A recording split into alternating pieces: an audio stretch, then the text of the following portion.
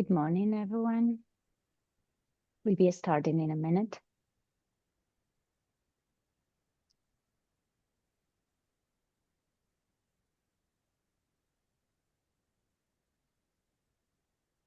Give some time to all participants to join, and then we'll get started.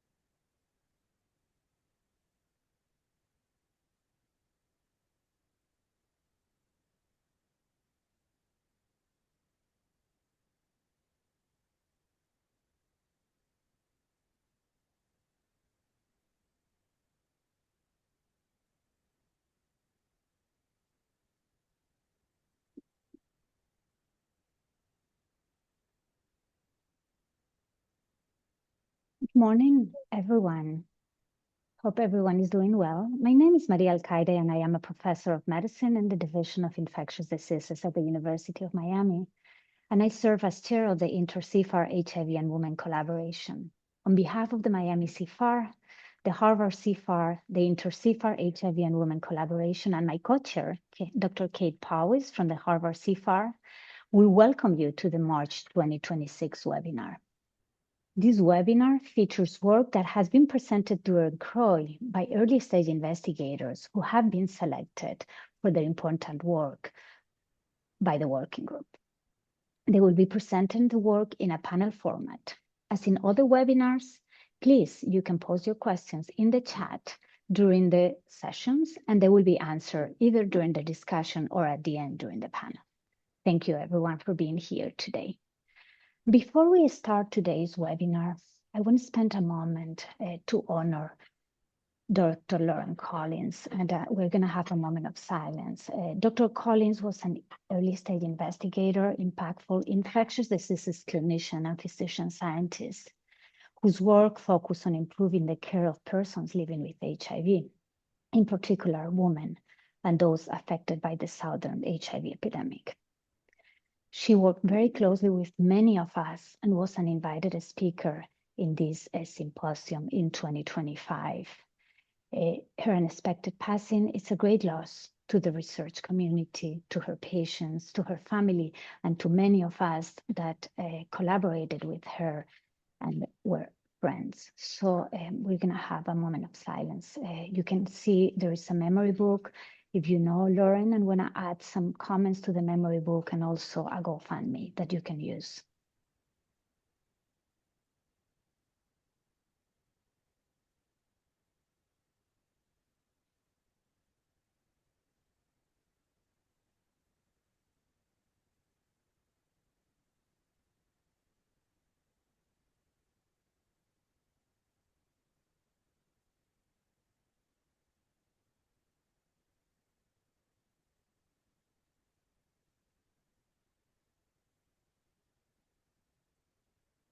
Can we move to the next slide now?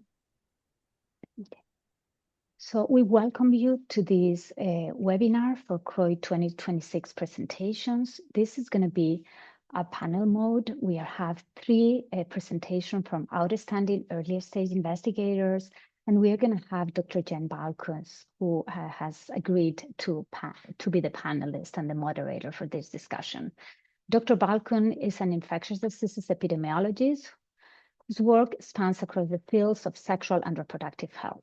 She joined Public Health Seattle and King County in 2023 as the Senior Epidemiologist for the HIV, STI, HCV program, and is a clinical associate professor in epidemiology at the University of Washington School of Public Health. Dr. Barkov's research focuses on sexual health across the life course. Her work is centered in health equity and has informed WHO pre-exposure prophylaxis recommendations and CDC STI treatment guidelines. Welcome, Dr. Balcones. Thank you so much for being with us today as moderator of this panel.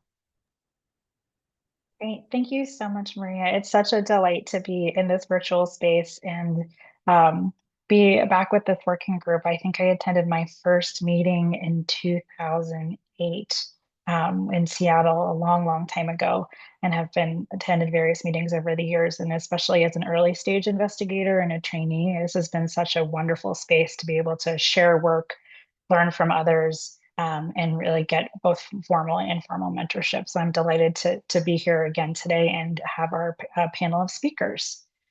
So our first speaker is Jerusha Mogaka from University of Washington in the Fred Hutch CFAR.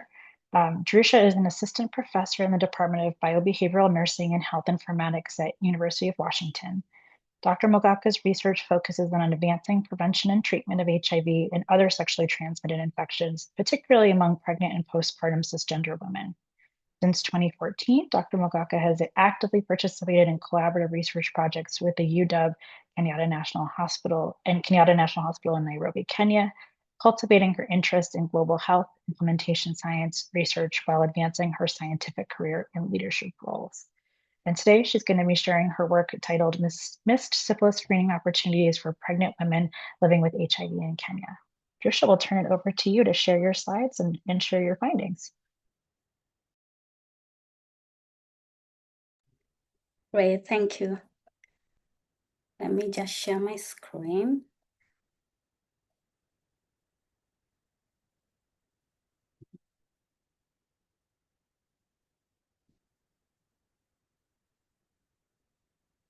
Thank you for the excellent presentation, and I'll move ahead and start with the background. So globally, pregnant women account for approximately 1 million syphilis cases annually, with African bearing a disproportionate burden as depicted with the dark colors in the map. To eliminate vertical transmission of syphilis, the World Health Organization targets to include having at least 95% of pregnant women attend antenatal care clinics, have at least 95% of those women screened for syphilis at any time in pregnancy, and also have 95% of those who test positive receive adequate treatment. The cascade below highlights the progress of syphilis screening starting from 2020, which was like the baseline, and the syphilis screening at that time was at 66%, with a set target of having at least 85% in 2025 to ensure 95% coverage in screening by 2030. Additionally, I have included the targets for treatment following a positive syphilis screening test. And of note is in 2025, the target was to have at least 90% of the women receive adequate treatment. To achieve these targets, WHO recommended dual HIV syphilis rapid diagnostic test for pregnant women and key populations to improve screening.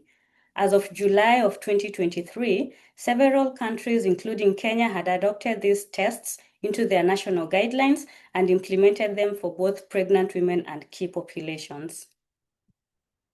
Following the rollout of their point-of-care HIV and syphilis duo testing for syphilis screening coverage in Kenya, we saw a dramatic increase in the number of women who are screened for syphilis, in that by 2023, approximately 93% of the women screened for syphilis. Syphilis prevalence was around 0.7%. However, despite the high screening coverage, less than 50% of the women who tested positive had a documented treatment. And these estimates are widely available in the WHO website. Our team is currently conducting a randomized controlled trial among pregnant women within routine antenatal care clinics in Western Kenya, where the implementation of the rapid point of care HIV and syphilis duo testing is standard of care. In the current analysis, we sought to evaluate syphilis screening among pregnant women in the context of the implementation of the point of care HIV and syphilis duo testing. We analyzed program data from women enrolled in the PRIMI study, which is currently ongoing in 8 public health facilities in Western Kenya. Focusing on the parent study, the PRIMI study plans to enroll approximately 3,132 pregnant women who are individually randomized in one of the 3 STI testing arms. We have the standard of care with a syndromic management. We have an asymptomatic testing arm that tests women without symptoms. And we also have a universal testing arm with etiological testing of chlamydia, gonorrhea, and trichomonas vaginalis. Women will be followed longitudinally through 9 months postpartum. The study's primary aim is to compare perinatal outcomes across these 3 arms of antenatal STI testing and management strategies. So we retrospectively abstracted syphilis screening and treatment data from routine data collection and reporting tools of pregnant women enrolled in 8 facilities in Kisumu, Siaya, and Homa Bay counties, a region with a 20% HIV prevalence among women. Data reporting tools included antenatal and postnatal registers and the mother and baby health booklets, which are a form of maternal health records. Although the participants were enrolled in the PRIMI study, which is a randomized controlled trial, syphilis screening and treatment were conducted as part of routine clinical care and not as study-specific procedures. A total of 2,946 pregnant women have been enrolled in the PRIMI study between January of 2025 to date, at a median age of 26 years and a median gestational age of 23 weeks. A majority of the women are married, 32% are primigravida, 11% of the women are living with HIV.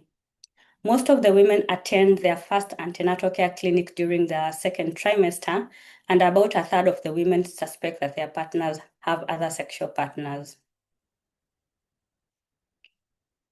Focusing on the screening cascade, 87% of the women who have, so far 87% of the women screened for syphilis, with a prevalence of 0.7% by the time of the data abstraction.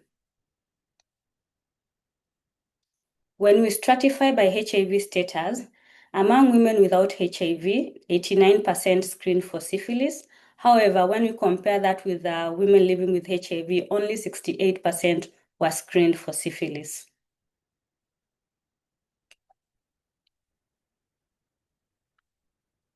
This figure shows syphilis testing patterns by the syphilis test type, stratified by HIV status.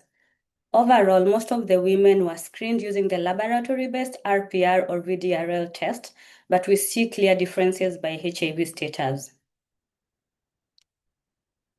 Notably, nearly a third of the women living with HIV had no documented syphilis screening test, as compared to a much smaller proportion among women without HIV.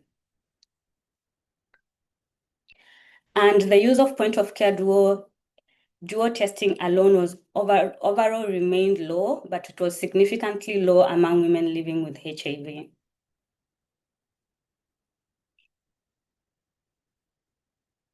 Missed syphilis screening was more common among women who are older than 24 years and women who had a previous pregnancy. Prevalence of syphilis was higher among women living with HIV as compared to those without HIV, as you see, it's 1.4 versus 0.6%. Overall, syphilis screening coverage was high at about 87% among the pregnant women. However, when we disaggregate the data, we identified gaps in screening, particularly among women living with HIV, women who are older than 24 years, and women who are multiparous, where the results show that they were less likely to screen. We also found that syphilis positivity was higher among women who are living with HIV, which is in line with published literature. However, this underscores the need to prioritize this group given their elevated risk for adverse maternal and infant outcomes. Data abstraction to fully assess treatment outcomes is still ongoing, which will be critical in understanding program effectiveness beyond screening alone. So in conclusion, these findings highlight the need to identify barriers and optimize implementation strategies to improve equitable syphilis screening coverage, especially among women living with HIV. Finally, I would like to take this opportunity to appreciate all the women who participate in our studies. I also acknowledge our study staff, including the study nurses, the lab technicians, and retention officers that make these large research studies operational. We have an interdisciplinary team working in Kenya as well as here in the US, and this is a photo of some of them. We are grateful for our funders, and thank you for your attention, and I look forward to any questions. Great. Thank you so much, Jerusha. That was fantastic and clear, succinct, and we appreciate staying on time for our panel today. As Maria and Kate noted, please put your questions in the chat if you have for Jerusha, and we will answer all the questions and have a panel discussion at the end of the session today. Now we'll move on to our next speaker, which is Alexander Georgian. Alexander is a research technician at the University of San Diego CIFAR Translational Urology Core. Driven by a strong commitment to scientific innovation, political advocacy, and community-centered impact, he plans to pursue an MD degree and train as a physician scientist dedicated to advancing equitable evidence-based care. And today, Alexander is going to be sharing his talk entitled HIV Persistence in Female, I can never say this word, sorry, and this is what area I work in, genital tissue transcriptional signatures shaped by EBV and cancer. Alexander, over to you.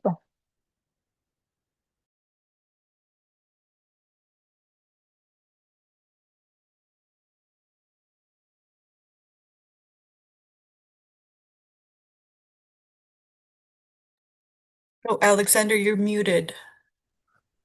Good point. Thank you so much. Hi, everybody. My name is Alexander, and so I'll be presenting about HIV persistence in female genitourinary tissue. For the rest of this presentation, I'll be referring to genitourinary tissue as GU for short. I've been here at UCSD. I'm currently in a gap year getting ready for med school. I've been here in the lab for almost 3 years now. And so, yeah, let's begin. First, I want to talk about the last gift study. So here at UCSD, the study enrolls people who are living with HIV who are receiving end-of-life care and they wish to donate their body to science.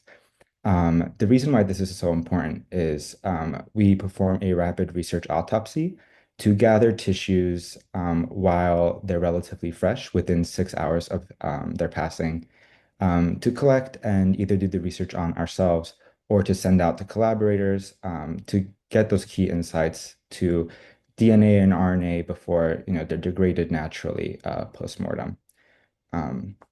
It's very important because these participants contribute and extend their impact beyond their lifetime, and they leave a legacy that is very important. So none of these studies that I will talk about today would not be possible without them. So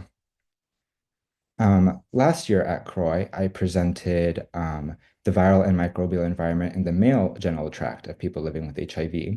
And this year at CROI, we wanted to highlight HIV persistence in the female GU tissue. So here is the poster, and I will dive into it more detailed right now. So some quick background. As we know, HIV persists in cellular reservoirs despite successful ART, a suppressive ART.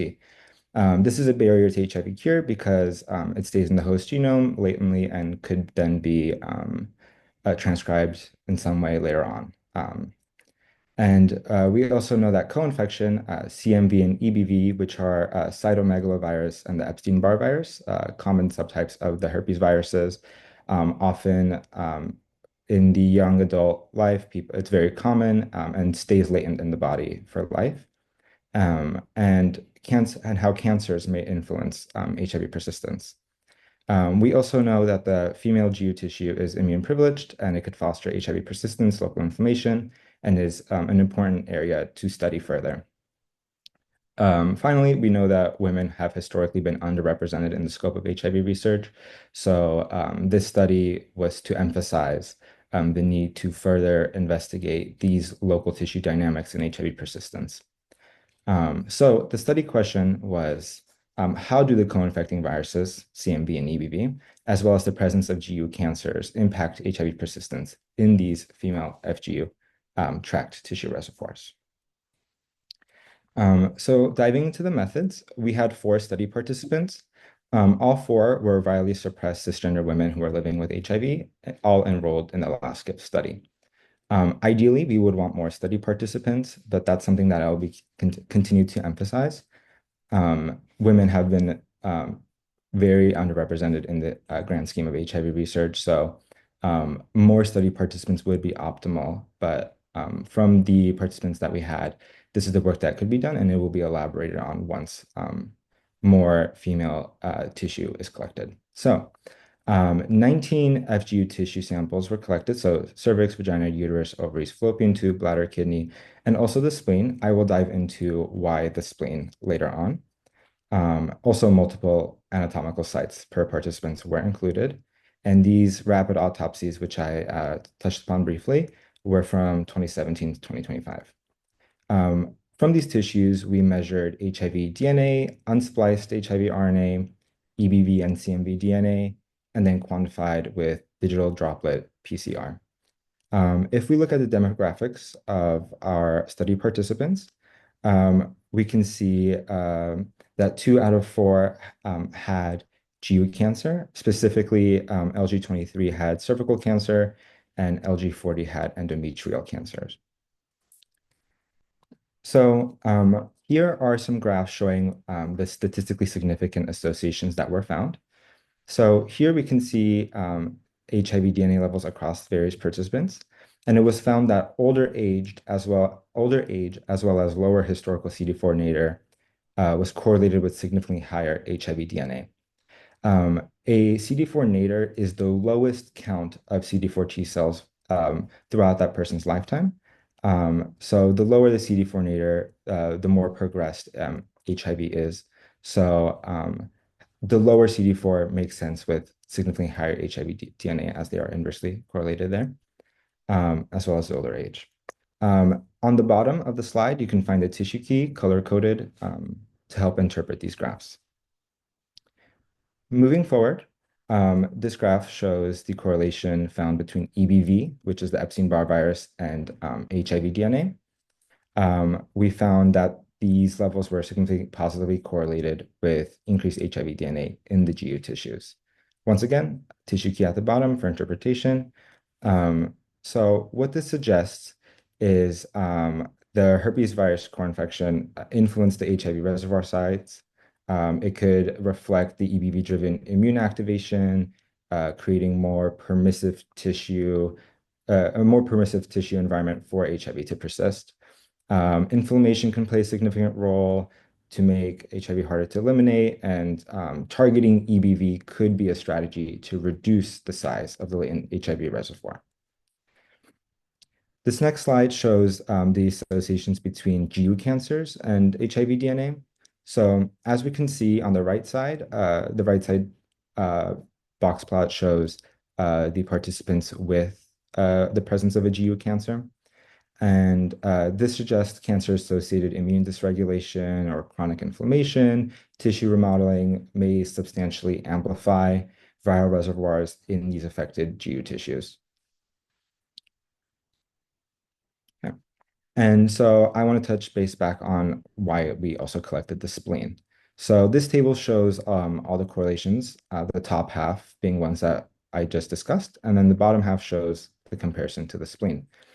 The reason why we use the spleen is as an anchor point for our research reference. So we know that the spleen is highly concentrated in immune cells. It acts as a major secondary lymphoid organ, filters blood, initiates immune responses, and houses large reservoirs of lymphocytes, T cells, B cells, etc. And so we expected the spleen to have a higher concentration of HIV DNA, RNA, and we found exactly that. So HIV DNA levels tended to be lower in the GU versus the spleen, and then the unspliced RNA was significantly reduced, in the GU tissues as well. So some association takeaways. So we found EBV is associated with increased HIV DNA burden. GU cancers were also associated with increased HIV DNA burden, and then older age and lower CD4 nadir was associated with increased HIV DNA burden. We know that the female GU tract is not a passive reservoir, and it's a biologically dynamic niche where viral co-infection and cancer may shape HIV persistence. When we did the study on the male GU tract last year, we also found that EBV was correlated with increased HIV DNA, but not CMV. So very interesting overlap there. Some other main takeaways of the study. So this was a pilot study for cisgender women. There's a limitation on sample size, and which further emphasizes and highlights the need to expand rapid research autopsy programs to include more cisgender women living with HIV, because it's essential to validate these observations and advance sex-specific HIV cure strategies.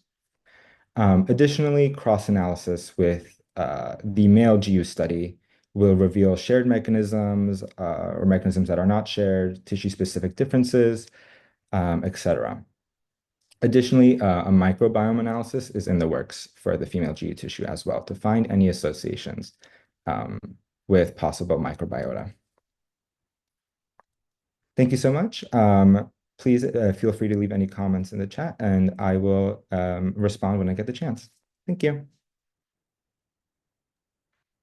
Great. Thank you so much, Alexander. Really interesting work, and great to see this as a kind of continuation of the story and the work that you completed last year, and bring in those comparisons by sex.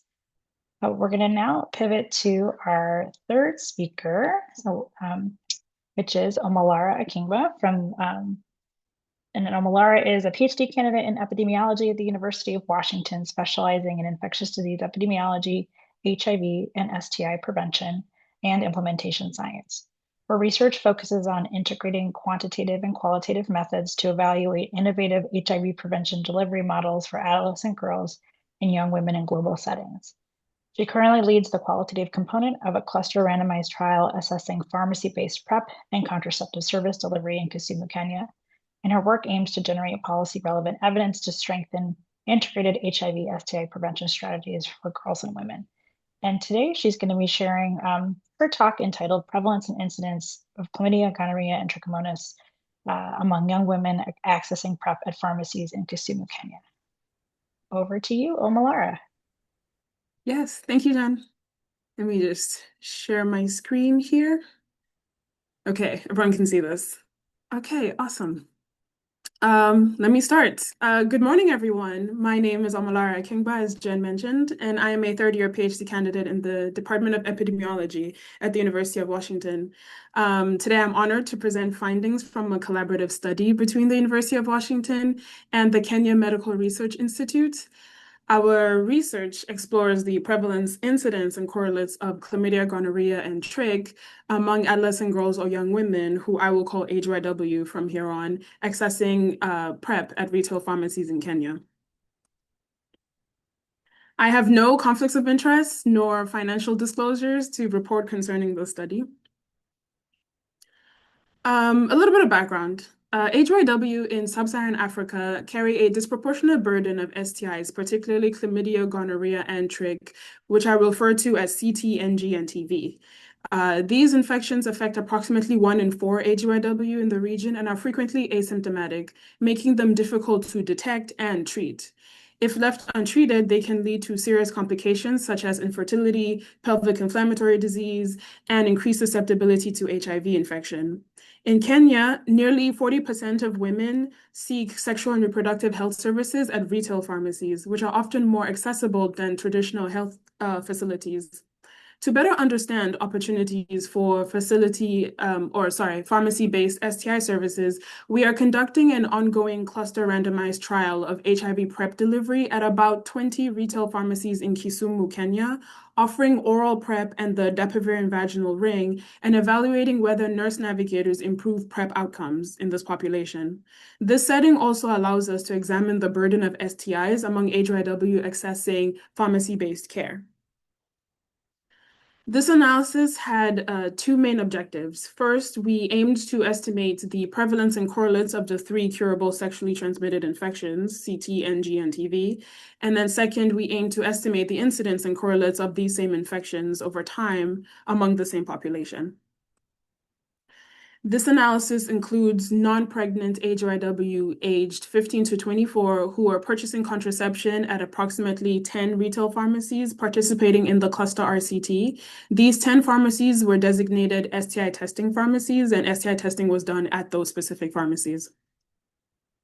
At these pharmacies, all eligible participants were offered STI testing using expert nucleic acid amplification testing.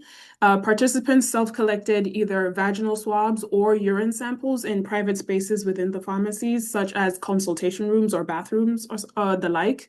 STI testing was done twice in the study, except for tests of cure, of course.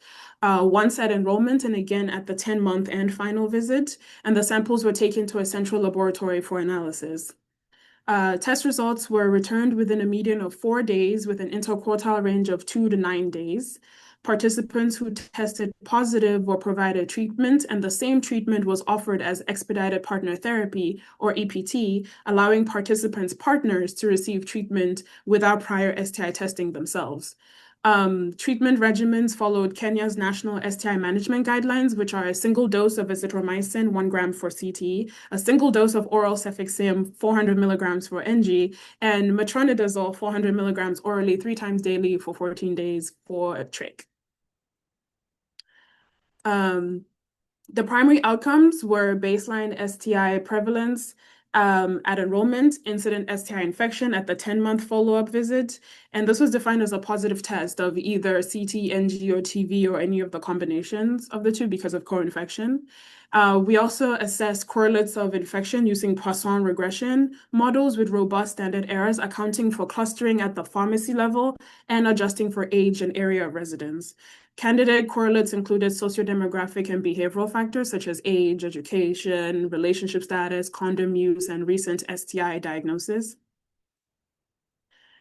Between May 22nd, 2023 and May 12th, 2025, 701 HYW seeking contraception at retail pharmacies were offered STI testing, of which 684, so 98%, accepted STI testing, and 682 of them having valid STI test results, which comprise our analytic population for the prevalence analysis. The median age was 20 years, and 38% of them were currently enrolled in school. Nearly 1/3 reported having multiple sexual partners, and most participants were unmarried. 44% had experienced a prior pregnancy, and in the past 6 months, most had engaged in condomless sex, with 10% reporting transactional sex and 7% reporting experiencing intimate partner violence, or IPV. Emergency contraception was the most commonly purchased method of contraception at enrollment, accounting for 44% of transactions. This was followed by injectable and oral contraceptives. PrEP uptake was notably high. 80% of participants offered PrEP were accepted it when offered, and among them, 82% chose the daily oral PrEP pill, and 18% opted for the Depo-Provera vaginal ring. Among the 640 participants with complete and total testing, STI testing, 179 of them tested positive for at least one STI infection, so indicating a prevalence of 28% for any STI enrollment. Overall, 190 participants tested positive for either CT, NG, or TB. CT accounted for 21% of these cases, NG for 5%, TB for 8%, and co-infection for another 5%. Importantly, 77% of these infections were asymptomatic. We observed that HYW who reported engaging in recent condomless sex had doubled the prevalence of CT compared to those who did not, so 23% versus 11%. And similarly, those who reported recent intimate partner violence had nearly doubled the prevalence of CT compared to those who did not, so 40% versus 20%. NG prevalence was significantly higher among HYW residing in peri-urban and rural areas compared to urban areas. And specifically, the prevalence was 7% in peri-urban areas, 8% in rural areas, compared to the 2% in urban settings. We observed that HYW who reported a recent STI diagnosis, as in within the past 6 months before enrollment, had more than double the prevalence of TV compared to those who did not, 16% versus 7%. Similarly, those who reported recent alcohol use, as in within the past 30 days, had double the prevalence of TV compared to those who did not, 13% versus 6%. In total, 177 HYW tested negative for STIs at enrollment and then had a subsequent STI test result, either positive or negative, at the 10-month follow-up visit. These participants comprise our cumulative incidence and analytic population. Among them, 27 acquired an STI over 145.7 person years for an incidence rate of 18.5 per 100 person years. Incidence rates were 100 person years per 100 person years were 15.9 for CT, 4.3 for NG, and 2.2 for TV. Also, very similarly, 70% of these infections were asymptomatic. Since follow-up is still ongoing, the correlates analysis for the incidence is still being finalized, so all of these numbers will be updated once final data collection is complete. Now to treatment and expedited partner therapy. At enrollment, I mentioned before that 190 participants tested positive for either CT, NG, or TV. And of these 190, 90% of them received treatment. Among those treated, 89% accepted EPT for their partners, and 62% reported offering EPT to their partners. Among partners who were offered EPT, 94% accepted it, and 97% of those who accepted completed the treatment regimen. At the 10-month visit, treatment receipt was not captured. However, all participants diagnosed with an STI were managed according to study protocol and standard clinic guidelines. So 100% of them were offered treatment. And among the 27 participants with an incident STI, 67% of them accepted EPT for their partners. In summary, we identified a substantial burden of asymptomatic STI infections among HYW seeking contraception at pharmacies, both prevalent and incident. Key risk factors included IPV, condomless sex, area of residence, prior STI diagnosis, and alcohol use. Encouragingly, we observed high acceptability of STI testing, strong treatment uptake, and willingness to engage in partner notification through EPT.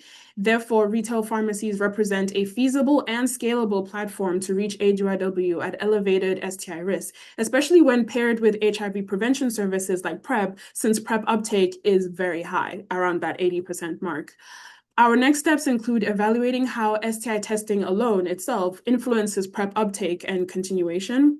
And we're also conducting a qualitative evaluation to explore HYW's perspectives of an integrated STI testing and PrEP service delivery model. And these next steps are the rest of my dissertation. So maybe I'll come back and present these results at another InterCFAR webinar. I would like to begin by expressing our sincere gratitude to the adolescent girls and young women who participated in the study, as well as to our dedicated study staff, pharmacy partners, and collaborators at the Kenya Ministry of Health and the Kisumu County government. We're also grateful to our funders at NICHD for supporting this work under this grant. We appreciate the support of the Kenya Medical Research Institute, whose partnership was essential to this research. I would also like to acknowledge the American Sexually Transmitted Disease Association for the 2025 Summer Fellowship that I was awarded, which supported my travel to Kenya, supported data collection and other activities related to this work. I'm also grateful for the opportunity earlier this year to present this research, the incidence portion of this research, at the conference on retroviruses and opportunistic infections. Croy. I am deeply grateful to my mentor and dissertation advisor, Dr. Jillian Pintai, who I think is here. I hope that she's here, whose guidance has been instrumental to my development as an epidemiologist, a global health researcher, and an implementation scientist. And finally, I would like to thank the InterC4 collaboration on HIV research in women for the opportunity to share this work to a wider audience. Thank you all for your attention, for listening, attendees, and I welcome your questions and feedback. Great. Thank you so much, Omalara. If I could ask our speakers to come back on camera. And yes, Jillian is here. I saw her in the list Oh, okay. earlier.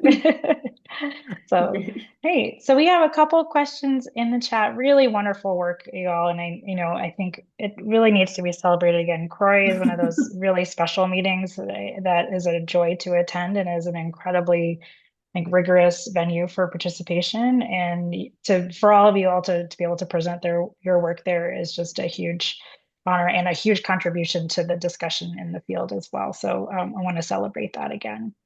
I'm going to take moderator prerogative. I know there's couple questions already in the chat, but I want to start off with one question for Jerusha, and then as we keep going, please, if you have questions, add them to the chat.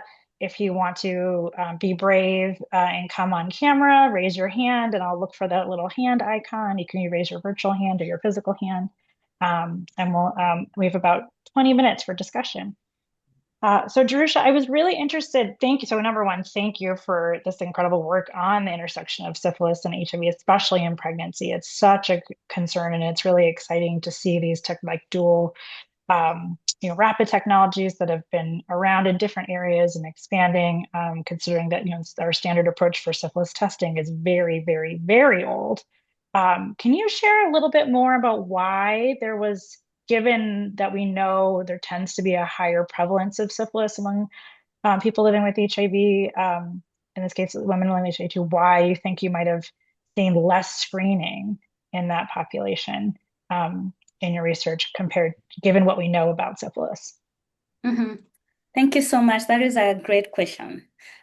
We anticipate some of the reasons being the differences in screening, whereby women who are living with HIV were not receiving the dual syphilis HIV screening test as compared to the women who are not living with HIV, and missing them in the first component of screening might have most probably either being that they were sent to the laboratory to have the VDRL or RPR, we might have lost them to follow up during that point in time.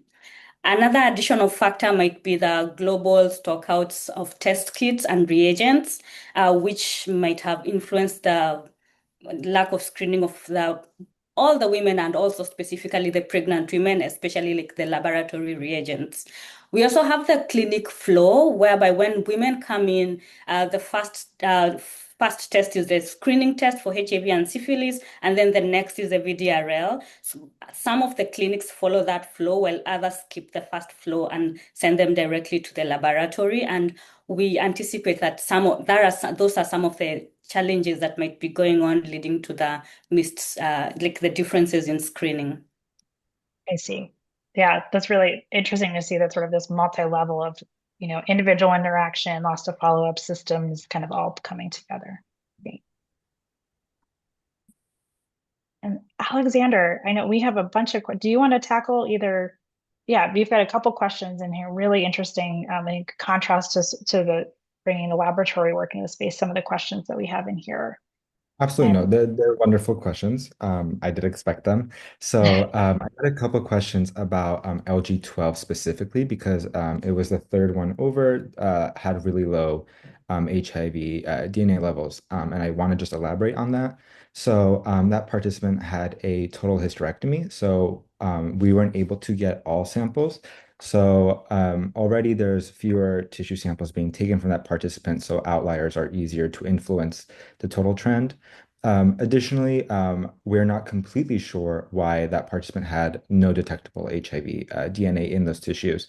Some ideas we have is this person was a good controller.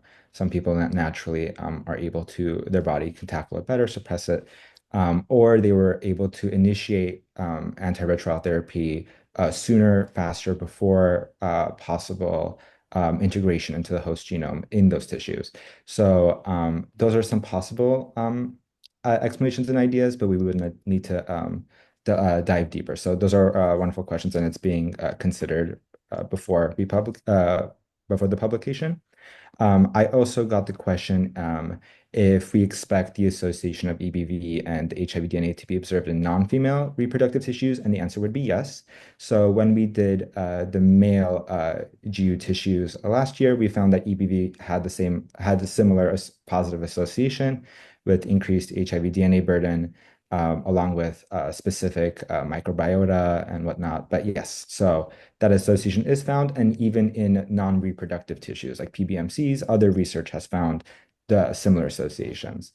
So yes, if the people who asked those questions have any follow-up, please feel free to send. Thank you. And Alexander, well, I'll ask you to unmute again. Can you share a little bit more about the older age and HIV DNA association? And did you see that in males as well as female tissue, or just in the female? We didn't we didn't look into the association of older age yet for the male tissue, but the suspected scientific thing would be immunosenescence, and natural aging is expected to be correlated with increased HIV DNA. But that's a wonderful question, and it's all being elaborated on currently. Great. And I'm super excited to hear that you're planning to follow up with the microbiome and these interactions, as we know this has a huge impact, particularly for HIV acquisition. And so to be able to explore that in terms of cure is fantastic. Absolutely. Yes, great point. Thank you. Great. Well, Malara, we have a question that just popped in the chat for you. Do you want to go ahead and read that and expand for answer? Yeah. The question says the high uptake of PrEP among persons with STI is a positive finding. Do you know how many people accepted PrEP for the first time versus previous users? So the high uptake of PrEP, of the 80% of PrEP, was at enrollment just amongst that population of the 682, regardless of whether they had an STI or not. So just the population itself had high uptake of PrEP. And how many people accepted PrEP for the first time versus previous users? I am not exactly sure how many of them were previous users versus how many of them accepted PrEP for the first time.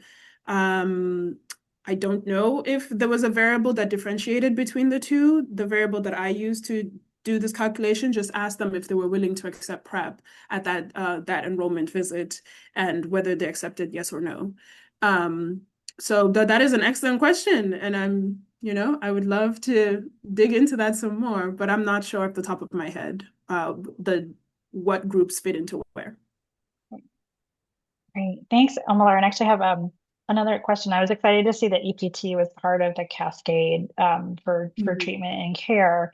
Can you say a little bit more about what IPV or screening for offering EPT? And raises this comes up a lot. This comes up in work that our team has done in South Africa with adolescent girls and young women and EPT, and really trying to bring in and recognize the power dynamics that come into relationships and what it means to potentially deliver an antibiotic to a partner, and also at the same time disclose that you have an STI and you don't know there's a lot of complications and a lot of things to consider. So I was curious to hear, what approach did you all use to sort of counseling and talking with these adolescent girls and young women about EPT and the option to deliver?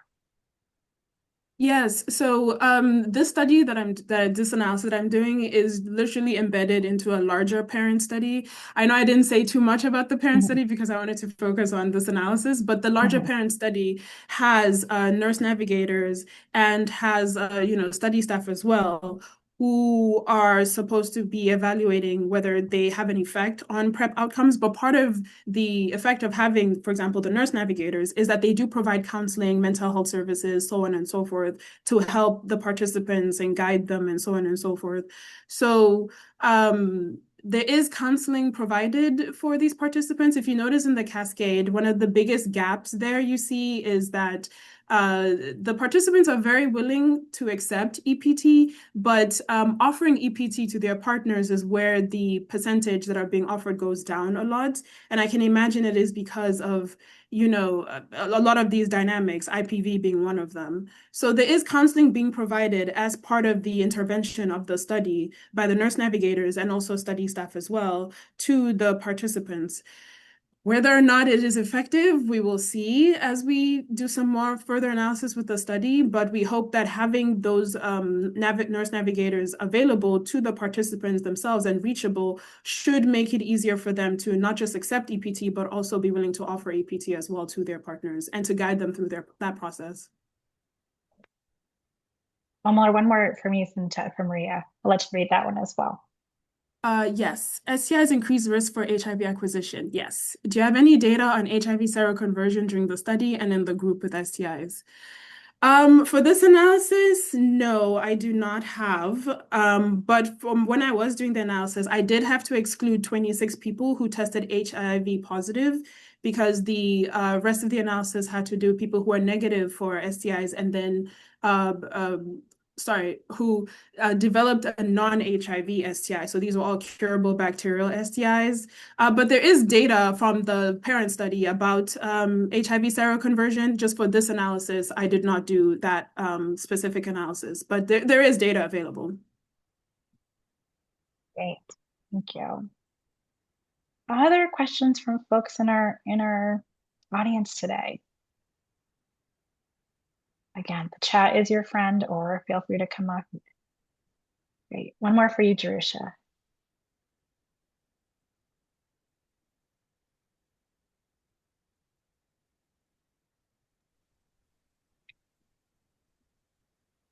That's a great question, Catherine. I'll just paraphrase the question on the lower prevalence of syphilis among women living with HIV. And the question is if these findings have been shared with the clinics with any plans on improving syphilis testing among women living with HIV. So it's gonna be like there are like multi-level things that went on while we were collecting this data. Initially, we were doing like a cursory analysis because we wanted to know if syphilis screening is robust, since the parent study mostly is focusing on chlamydia, gonorrhea, and TB. And we know if we are following that cascade and birth outcomes, if we do not address the syphilis screening, that might impact the results that we get. And we did approach a few of the county directors of health and talked about the results that we had found. And from their views, they thought probably we hadn't abstracted all the records, and that's why we had to go back and look at the laboratory records, the postnatal records, as well as the mother and baby booklet to make sure we have like robust abstraction to be able to share the results with them. We haven't been able to go back again and let them know these are the findings that we have. However, we are hoping to do that so that potentially we can find collect like qualitative data to first understand what are the clinical, like would say like the site level issues that are going on that might be impacting the differences, since we did realize some of the facilities were more likely to have more missed screening opportunities compared to other sites. So we do understand there might be specific differences that are by specific sites as compared to overall, where if we say it's stock out, it could affect the whole county rather than specific facilities.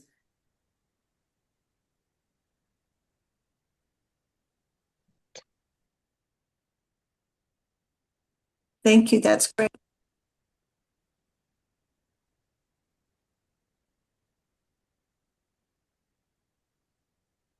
Other questions from folks in the, feel free to pop them in the chat for our panelists here.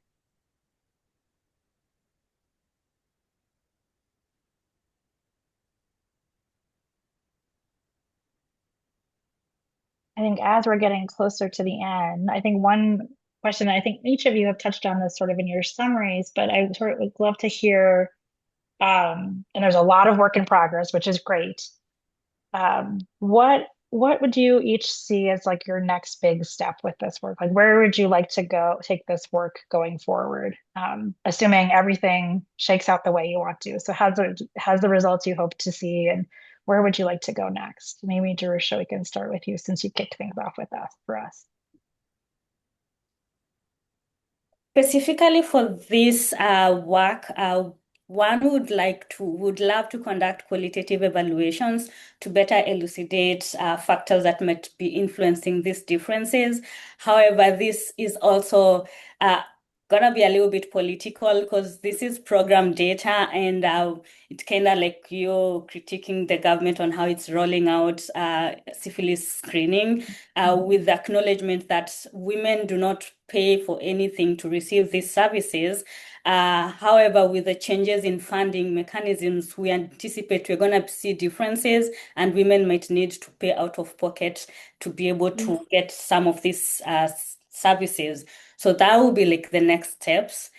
Beyond that, we're looking forward to finding better ways on integrating syphilis and other STI screening among pregnant women so that they are readily available and women are able to receive them widely when they come to within the antenatal care clinics, and probably having like navigators support and making sure that women receive screening at least once during pregnancy. Great. Thank you, Jared. Thanks for letting me put you on the spot with that big picture question too. All right, Alexander, you're up next. Tell us where you want to go. Absolutely. I would like the bigger picture to be to hopefully include more cisgender women in these research projects. This pilot study was more of an urge and highlighting the importance of these sex-specific tissue dynamics. And for a cure to be generalizable, or the eventual cure, or medications and treatment to be generalizable, there needs to be an adequate sample population to research, and not including the sexes of various races, different subtypes of HIV, won't properly account for everyone in the world who needs access to these medications and eventual cures. So this is yet another voice in the choir advocating for inclusion, diversity, equity, and inclusion, some would say. And many in this space, I think, would affirm that greatly. So thank you for re-upping what has been a long fight to make sure that everyone who is impacted is included in the research so that everyone can benefit from the cure or from the innovation. Well done. Absolutely. Keep that going through your next journey through medical school and training as well. Thank you. So, Omalara, where would you like to see this work go next? Yes, I was just thinking about this actually while I was talking earlier, and I realized I forgot to really emphasize that this is a novel population in a way, because these are a population of adolescent girls and young women who are being missed by traditional health services that are already available in Kenya because they go to retail pharmacies.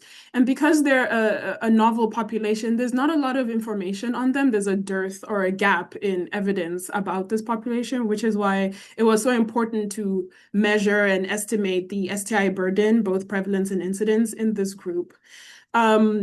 Just to continue off of that, then it makes sense then that we would then, after finding out what their STI burden is what do we do about their STI burden, and how can we move this forward? So as part of my dissertation, I'm going to look into how STI testing is influencing PrEP uptake, but also the qualitative aspect of it, to ask why they prefer pharmacies and ask them what about the pharmacy is more attractive to them as opposed to traditional healthcare clinics, in order to then build a big picture of like who these people are, what their needs are, and how their needs are very different from the other population of people who would go to traditional clinics, in order to inform that scalability that I was talking about in the beginning.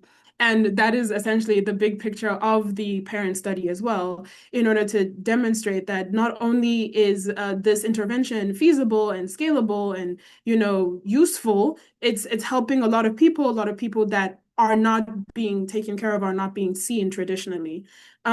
one of the things that I think about, or at least in the back of my mind sometimes, is that after a study is done and, the grant money runs out and the funding is finished and we wrap up and we leave, do we leave essentially a gap in the environment when we leave the area? And so what happens after we leave? Is there a way for the programmatic efforts that we've made for the last 5 years or so of the NIH funding to still continue beyond the group after we go on and move on to other things? So if we can, emphasize and essentially state how scalable and cost-effective it is to have this intervention and feasible for the Kenya Ministry of Health, perhaps they can take over after we leave and they can continue on the work that's already been done, especially if we're showing that not only does it work, but it's a good idea to do this. So that I think is the big grand picture for the whole study. Well, thank you all so much. We're just 1 minute shy of the top of the hour, and I'm sure I know many folks probably have the adjacent things. So let me turn it back. Thank you all again and turn it back to Kate Maria to close us out. We just really want to thank you, all three of you, for amazing presentations, and Jen for moderating. For those of you who are not yet a part of the working group, the OCR scan code is here. And if you have suggestions about future meetings, please email either Maria or myself. We heard some great things today. The work from Kenya in randomized controlled trials has allowed early stage investigators to really do their own work and put their signature pieces to it and advance their research careers. So that's a great opportunity. And Alexander highlighted the last gift study, which is so incredibly important, that is allowing for general research, but also sex-specific research. So thank you everyone for joining today. Our next meeting is going to be in June, and more about that. If you sign up on the website, you can get information about that webinar. And we have webinars every quarter. If you are an early stage investigator and would like to present, or if you have early stage investigators, please let us know about them, because this is a great platform to get an opportunity to present and field questions from the group.